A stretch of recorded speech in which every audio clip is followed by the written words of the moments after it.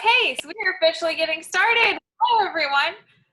Welcome to Virtual Happy Hour. Of course, now everyone is requesting to join because that's how that goes. I'm here with Roselle Lim to talk about Vanessa Yu's Magic Paris Tea Shop. Our drink is the French 75, which has got champagne, gin, and lemon juice. You're good to go. If not, ginger ale is a good substitute. Don't tell anyone, but that's where I'm at. Anyway, so Roselle, do you want to tell us a little bit about the book before we get started? The book is basically a love letter to Paris. If you've read it, it's like hopping on the plane, but through book form and seeing the city through its sights, the sounds and art and the food and the fashion. And it's about family.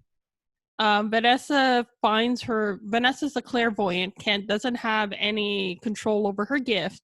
So she hops on a plane to take lessons from her Aunt Evelyn in Paris, and she learns more about herself and what she wants to do with her life, basically shaping her own destiny in Paris. That's a very succinct description. It's a good elevator pitch. I picked up this book because I also love Paris, and that ended up being a really good choice. Hold on. So I guess my first question is, I'm assuming this book was inspired by some real trips to Paris. Do you want to talk about your experiences there? I went last August for the first time ever. I've never been to Europe before. And it was great because originally I had the book set up so that the setting was going to be the antique market, which is north of Paris. And north of Paris, like on the outskirts, it's called the Saint-Ouen Le Puce. That's where it's supposed to be. But when I visited there, I realized that wasn't the right setting for this book. And I ended up using the same neighborhood that I stayed at, the hotel. That's where it is. And every single place that we went to, except for the Galerie Lumière, I actually went to in person. So Musée d'Orsay, Monet's house in Givenchy, which is like an interesting train ride to get there because it's about an hour out of Paris by train. And we were late. We missed the train. We had to take the later one. The reason why is because they changed protocol when you're buying the train tickets. It used to be that you could just get one. You go into a kiosk and get one. But they recently implemented that you have to put in your name and your birth date. So we did that, but it took so long. We missed a train, and they do run on time.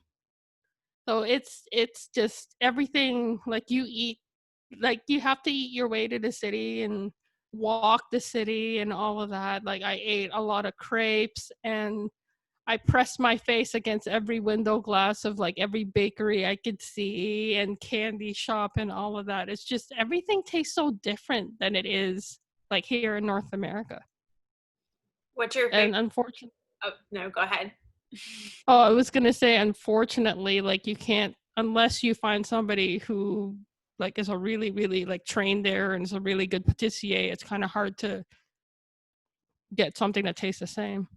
What was your favorite thing that you ate during your trip? I'm trying to think. One of them is there's this like gelato like patissier like chain. Every time I saw it, I had to stop in and get it. And the thing is that the way that they had the gelato, they placed it like on a cone, but you can get like 6-7 flavors that they sculpt into a rose. So one flavor they'll pack on like a petal, so you have like each petal will be a different flavor, and then they top it with a macaron on top. So every time I see this, I'm like, oh, I know what that place is. I'm gonna walk in and I'm gonna get That's my dream. Okay, yeah, I went to Paris when I was 13, and we did stop at every gelato place we saw, and it was great because I was 13 and I had pigtails, so everyone was very nice to me and gave me extra gelato everywhere. But if I could have a macaron on the gelato, I think my life would be made. Yeah, that one was good. I had sorbets and the chocolates. I didn't have as much bread because I'm married to somebody who's celiac and lactose intolerant, so you can understand how sad it was for him to not be able to eat all of the, like, a lot of this stuff. It's a little tragic. Yep. Can't have the cheese, can't have the bread. What else is left in France? Yeah. Oh, the wine. He was able to I was get the going to wine, say and he was about the happy about that. wine. Was there a particular wine that y'all really enjoyed? He liked his reds. He always just likes red wine. Mm-hmm. For me, I think this is a trick that I've always used. If I want to eat a lot, I have to have water. Mm-hmm. And like, if I, to be more exact, if I want to eat a lot, you should have like almost boiling water, like hot water, because it'll make room. It'll make room in your tummy so you can eat more. That's a good tip. It's a family trick. To when we go to buffets, we eat as much as we can, and we're able to because we either drink tea or have like hot water to help with your digestion, so you're able to eat more. Speaking of families, I wanted to talk about the relationship between Vanessa and Evelyn, which I really loved. What was your inspiration for that? It's Evelyn is like the really cool auntie that you kind of wish you had a better relationship with. I mean, I have a lot of aunties, but most of the aunties that I have are more like the normal aunties that she has, the meddling ones, the ones that would call, etc. But Evelyn to me is just more of, I wanted to have a different take because a lot of people write about mother-daughter relationships, right? And or grandmother granddaughter. In this case, like, this is like about her and her aunt who, they love each other, but they may not get along most of the time. I wanted that kind of like relationship to see what it's like to be able to disagree but still have the love there. And it adds like an extra layer in there that they're both clairvoyant, and Evelyn has very definite opinions on how Vanessa should be using her talents. So speaking of like the clairvoyance, so what I wondered is whenever Vanessa starts having her visions, it's that she's looking into like a liquid and she sees stuff. What was the idea behind that? It's just that what you had just traditionally read about clairvoyance? I wanted to do a take on tea, but not use tessography. Okay. Does that make sense? Because a lot of people are like, oh, okay, you're going to think about doing clairvoyance with tea. That's easy. Just reading the tea leaves. That's what most people do. In this case, I think that it just would be more interesting if you could do that, like get the feeling, and then that have how every prediction has a different taste depending on what the nature of the prediction is. I love your description of like the taste of the visions. Also, the taste of the food is like so visceral. And I guess my favorite description in the book is how you talk about the threads that connect everyone, like the red threads that connect like the love matches. What was the inspiration for that imagery? That is a Chinese, like a long kind of held Chinese belief that a red thread connects two souls together. And if you really, really like that, then you will love Sophie, the matchmaker, in the next book that's coming out, because yeah, she's a matchmaker, and that's what she does. She looks at red threads and see how they connect with each other and see how people connect. I'm really excited about that. And what I love about like the matchmaking in this book is that, there's a lot of themes about like being in love and finding your partner, but there's also like a really strong theme of choosing yourself. And Vanessa really learns that lesson well. Why did you choose to have that kind of message alongside the matchmaking? I think it's because if you look at her family dynamics, everybody wants her to be happy ultimately, but she feels like she is being pushed in how many directions. And that is like, that with that kind of a pressure, the only like natural conflict I could see is that you try to find your way amongst all of those powerful voices in your life to see what you want and what you want to do. And I've been I have been a secretly rebellious child, even though I was a pretty good, like, older sister to my sister was the rebellious one. I've always been the one that followed the rules and everything, just so she could break all of them by the time she popped out.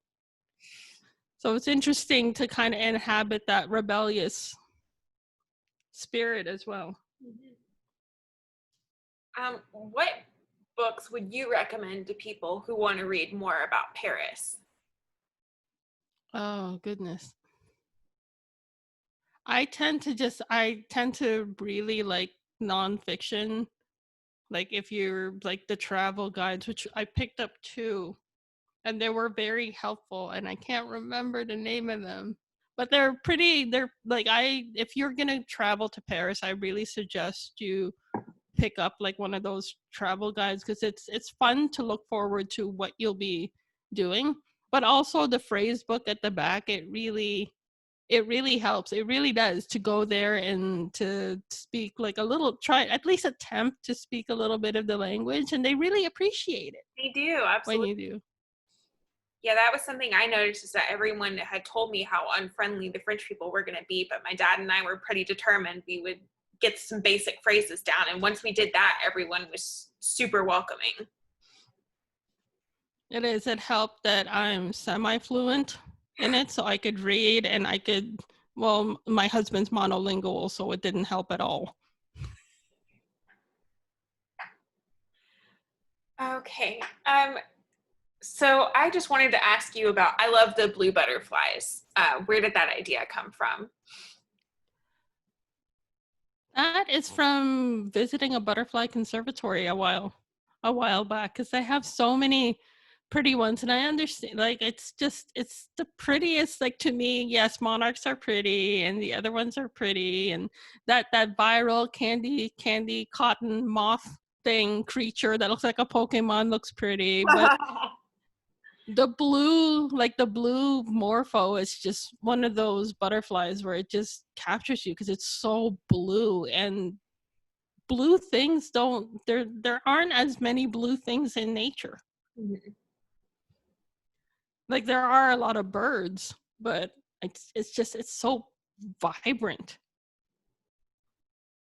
It reminds me of like that, there's that photograph actually, and we just had an author here who did a nonfiction book on it, of like that tree with all the blue butterflies like layered all over it. It's like, I could just see that in my head while I was reading, so I really loved that. So my next question is about kind of the duality of relationships in this book, because Vanessa and Mark are obviously starting, very early on into a relationship, while Evelyn and Gerard have a lot of like history. How did you balance out those two relationships in the book? Yeah, Evelyn and Gerard are one of those really long, slow burn kind of. And I almost thought it'd be interesting to see what it would be like to actually write their story of how they've met and how they fell in love and all of that. But with Mark, it's more of an easy kind of relationship, because I think that's what Vanessa needed in the beginning, right? That's what Vanessa needed. She's had so many difficult non-starters that she needs to find somebody who just she can hang out with, that is exciting, that loves food as much as she does and art as much as she does. But yes, they have like, oh, go ahead. No, you go ahead. I was gonna say, like, he does have his flaws, but they're not, to me, he's the way that I ended the book, he's working on them, or he has been working on them. And honestly, I can't picture a man that would move halfway across the world to be with you, to support you, right? So I find that to be like kind of really romantic. I thought it was super romantic. I think anytime when a romantic hero is willing to make a substantial change, I think that that's like, it's a good show of like what kind of romantic relationship you want, because you want someone who will like change and grow with you. But B is like a good example, I guess, for people reading out there. So I'm gonna ask like 2 more questions, but if y'all have questions for Roselle, go ahead and submit them in the chat. So you sort of briefly talked about your new project, but will you expand on it a little bit? I'm really excited. This new project is pitched as a Matchmaker for Beginners meets The Farewell, the film. And it's about matchmaker Sophie that returns home from having gone to matchmaking school in Shanghai to Toronto. And she has to match these 7 old grumpy men to basically like make her career. That's awesome. I'm hoping to expand on the little bits of humor that you see in Vanessa. It will be there as well in this book, but this book is closer to Natalie Tan in spirit than it is to Vanessa. Is like the 7 old men almost a Snow White vibe, or is that just coincidental? There's a joke in the book. About that, but it's a little bit coincidental. That's pretty good though. I'm really excited. So what are you reading right now? I have 3 books that I'm supposed to be blurbing. I'm really trying to get them done. But the latest things when I'm drafting, I find it very hard to read fiction just because it's a different mindset. So the last thing that I read that I really enjoyed is Dear Girls by Ali Wong, her memoir. Oh yeah. It is fantastic. And the latest one that I'm reading now, which is completely I'm trying to get the title of it. It's completely unrelated. Is Undeniable by Bill Nye. Ooh, cool. On the evolution and the science of creation by Undeniable, the evolution and science of creation by Bill Nye. So I'm trying to read all of these different. And before that, I read World War Z. Well, via audiobook. That's still reading. And that one I highly recommend just because the cast is all of these like famous actors like Mark Hamill, Alan Alda, Carl Reiner. Cool. I didn't know that. Yeah, it's all because he's an actor. An actor and a screenwriter, I think, Max Brooks. That's why I'm guessing it's easier for him to have all of these people in there for the audiobook. So I recommend that one as well. Awesome. How has COVID changed your book release? At least,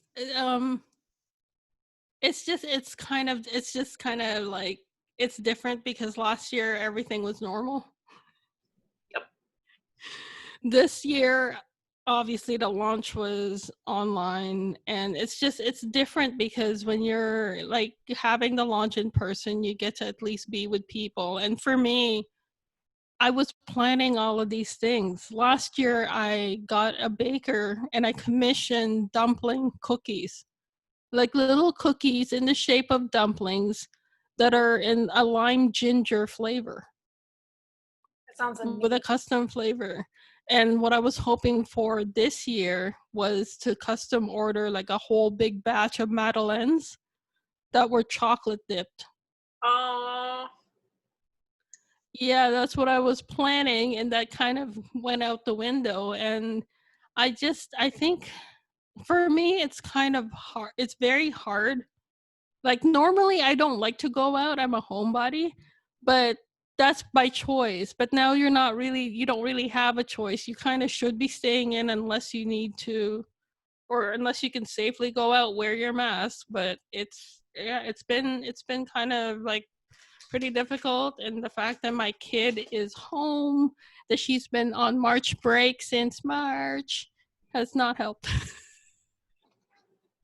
Yeah, it's an adjustment for everybody, but I can't imagine how odd it is to have a book release during this time.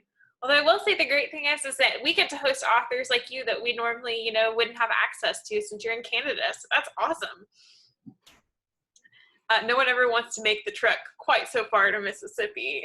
So it's been kind of nice that we get a bigger variety of authors.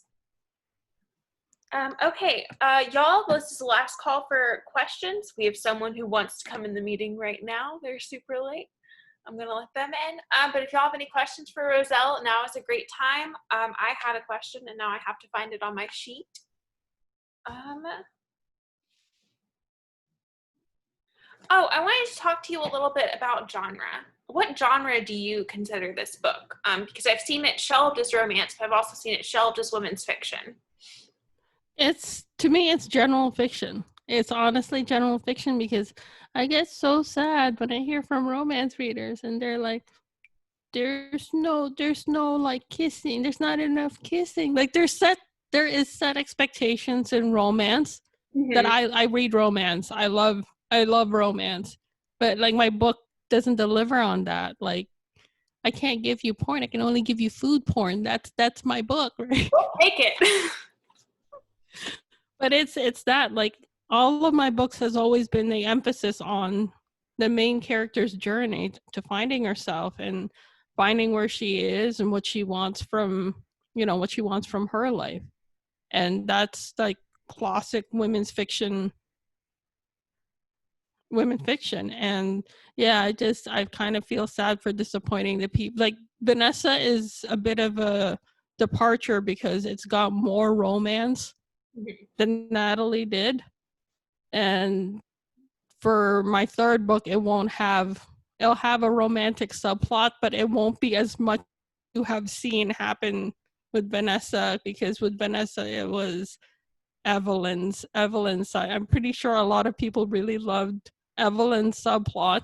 Oh, I did. And then there's also other people's subplots there that you can root for as well.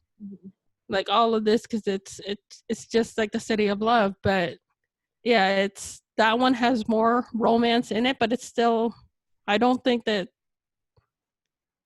it should be shelved as romance, just because I think it'll disappoint what people expect from it. So I know a lot of people think it's romance. It has the romance style cover, so that is like kind of the trend. But the covers versus genre thing is like a whole nother big old basket. We do have a question. This is from Lynn. Both your books so far have magical realism. Do you believe that in your life too, that there are elements that we can't really explain? Lynn can attest that there are some really weird superstitions, like Asian superstitions. The ones that I keep telling everybody is like my mom telling me they'll make an ugly face, or a bad wind will come and freeze it into place, or like don't sleep with your feet facing a window, or a spirit's gonna pluck you by your toes and steal you and gobble you up situation. There are little things like that. Come here. It's the cat. Look at the beautiful fluffy girl. Hello. I say hi. Is she a Persian? She is a ragdoll. Oh, she's so beautiful. My mom has a Persian, but she's always wanted a ragdoll. This one is really cute. She's a piranha in a fur coat. I have to warn you, but mostly ragdolls are supposed to have a dog-like personality, so they'll follow you around. She does that. Follow you around, and is supposed to be friendly, but this one likes to exercise her teeth. But she is like the softest. I had a Persian. I call them pancake faces, but yeah, like she is softer, so much softer. I don't know what it is about her fur. It's like a cloud almost with this one. I'm gonna pass that on to my mom. She's a big fan of fancy cats. All of our Persians have been doll-faced Persians because mom doesn't want the pancake. The pancake? Yeah. Sorry, y'all. We were talking about cats for a long time before we started. My cats are all locked safely out of the room because they cannot be trusted to behave. Okay, so magical realism. I like the idea of having ordinary magic because I find that there are forces in your regular life, either great luck, bad luck, or something that happens it's just trying to find another kind of wonderful, happy aspect of what you see is like normalcy. That's why I like it so much. Though I think that I have a book in me that would try to push as much as I can without crossing over to fantasy. Mm-hmm. Like to even ratchet it up as much as possible. And that would be interesting. Well, you do a really good job of making the magic seem special, but also commonplace. Like when you're reading it, it's very believable that everyone in her family is just like, oh yeah, we have clairvoyance. You know, Vanessa, if she sees something, it'll come true. And like, that's so evident, like in the first scene in the wedding when she has a vision, which I won't spoil. But she has a vision and everyone in the family is immediately like, all right, let's get cracking. Let's fix this. I like that's one of my favorite aspects of the genre itself. I mean, I've read like Water for Chocolate by Laura Esquivel, which is fantastic. I've also read a lot of Sarah Addison Allen's books, which I love, starting with Sugar Queen, that has like that's the thing. I read that book, Sugar Queen by Sarah Addison Allen, and have you read it? I haven't. You need to. I think you would really, really love it. It's mostly Southern fiction, so I think you might. It's Southern fiction. It's foodie, and it's got magical realism. That is my jam. All right, Sugar Queen. Yeah, Sugar Queen by I can type it in, but yes, Sugar Queen by Sarah Addison Allen. Good deal. Okay, I'm literally gonna copy paste that and save that in my email. She has a ton of books, so if you like that, you won't have to wait long to read the rest of them. Oh, I do love a prolific author. It makes my life so much easier. Okay, do we have any final questions for Roselle? Are there any other magical realism books off the top of your head that you would recommend? A lot of people really love Anna Maria McLemore's books as well. I love her, yes. Yes, her. I'm trying to think of all of there's so many, and the roots of it is in Latinx culture for magical realism. I'm trying to think. Oh, is this The 10,000 Doors of January by Alex Harrow is also magical realism. Yes, I love that book. I'm trying to think of what else. So far, this is like every time after an event, here's a book list during the event. It's hard to squeeze out like 1, 2, 3. You can always email me after and I will share them because people need to know. I mean, I think that's kind of my favorite thing about events is getting to hear what authors are reading because y'all always have excellent taste.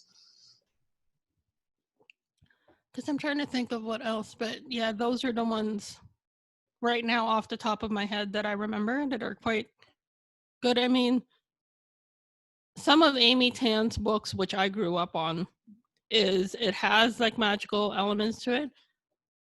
And the Ghost Bride by Yang Zhe Chu and The Night Tiger also has those fantastical elements that aren't too like into fantasy. Those ones too I would recommend. I'm trying to think.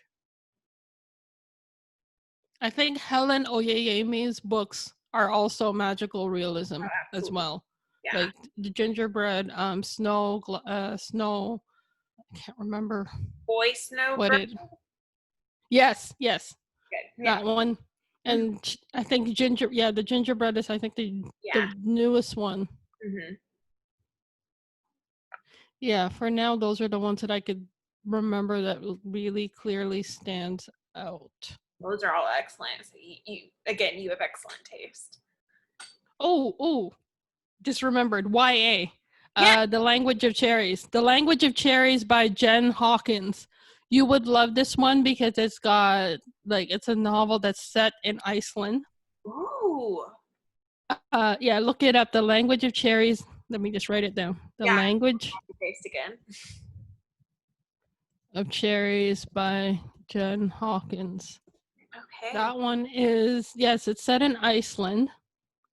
Ooh. And I think you'd like that one. I actually used to be our teen buyer, so I'm a big fan of YA. So that's super exciting to find a YA book that I haven't actually heard of. Okay, well, that is our time. Unless you've got one more recommendation. No, but I want you to tell me if you know the 2 books or whatever that you added, how if you like them or not. I'm really curious. Okay, I will. Have Tara send me your email address so we can chat about them. Because yeah, I'm a big Magical Realism fan. I think I'm gonna enjoy those. So thank you everyone so much. If you would like a signed copy of Vanessa You, we do have book plates, and so those are at squarebooks.com. The link is at the very beginning of the chat. I will also be sending it to you via email. If you missed any part of this event, we are going to post it on our YouTube page. And thank you so much, Roselle, for doing this. We've had so much fun. And I never get to talk just about food, so I really enjoyed that. This is my snack. This is the snack I brought. So good. For today. I have it. I'm going to open it up right now so you can see what it looks like on the inside. Oh, yes. Oh my God, it's like a French fry. It does look like a French fry. Okay, well, now you have to try one.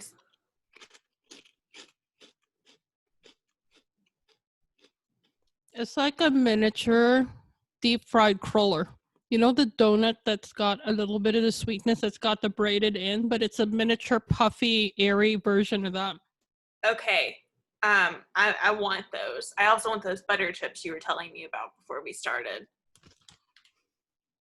Okay, well, that is it from us for Virtual Happy Hour. Thanks so much, Roselle. Thank you for the snack advice and the book advice.